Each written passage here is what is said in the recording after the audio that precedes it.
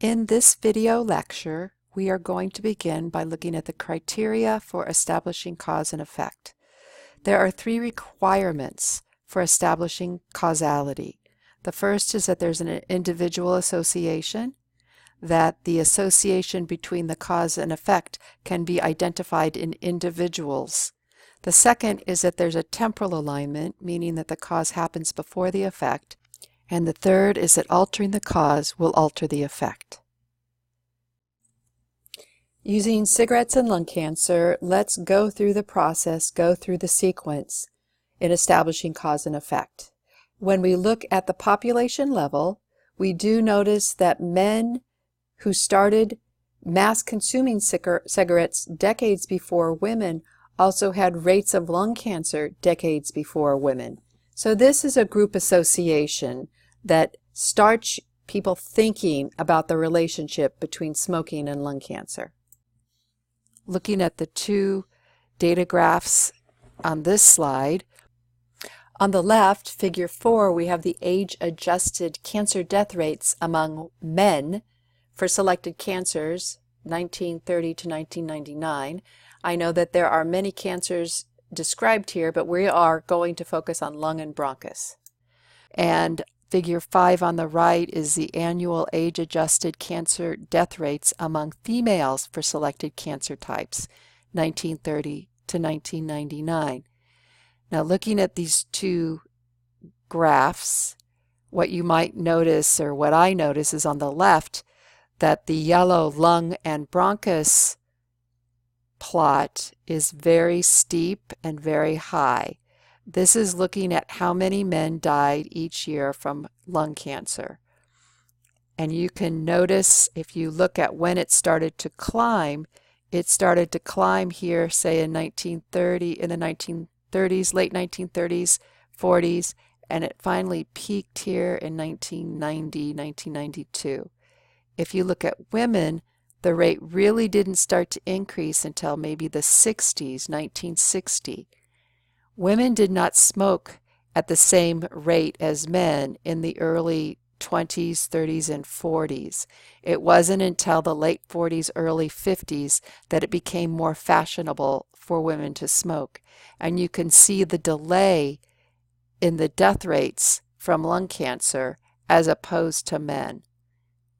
So we need to find out if there's an association at the individual level. And looking at case control studies, what we find is that people who develop lung cancer are smokers. That there's a 10 times chance that someone who gets lung cancer is a smoker when you compare them to non-smokers. So this used case control studies and was able to establish the first contributory cause requirement, that there's an association at the individual level.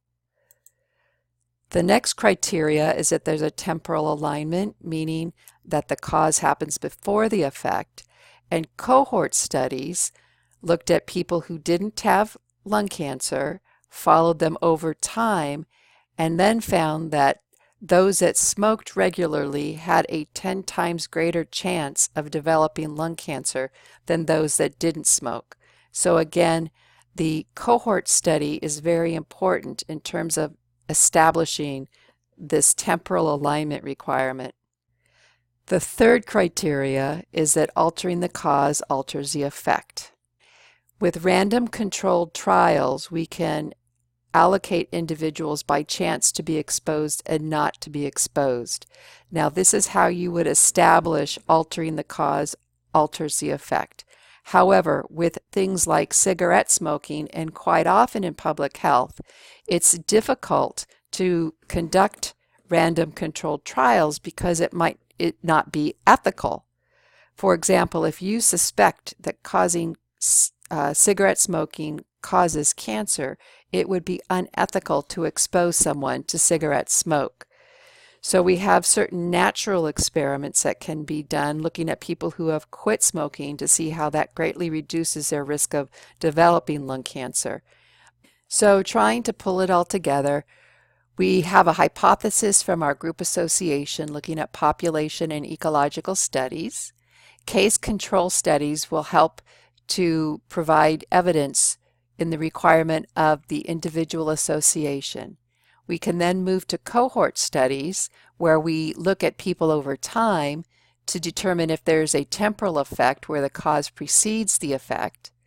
And then altering the cause alters the effect. Random controlled trials and natural experiments are ways to provide evidence for this requirement. There are also supportive criteria that we will look at now. So what can we do if all three requirements don't definitively establish contributory cause? What we do is we examine supportive or ancillary criteria, meaning the strength of the relationship, the dose-response relationship, the consistency of the relationship, and the biological plausibility. So let's look at the supportive criteria, again using cigarettes and lung cancer as our example.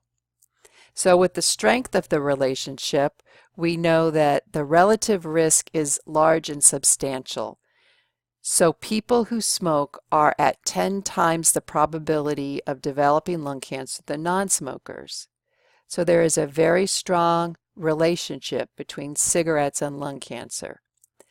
The dose-response relationships, we have that studies of cigarettes and lung cancer establish that smoking half a pack a day over an extended period of time increases the risk compared to not smoking. Smoking 1 pack and 2 packs further increases that risk. So the more you smoke, the greater your risk of developing lung cancer. That establishes a dose-response relationship. Dose means how much exposure do you have, the level of exposure.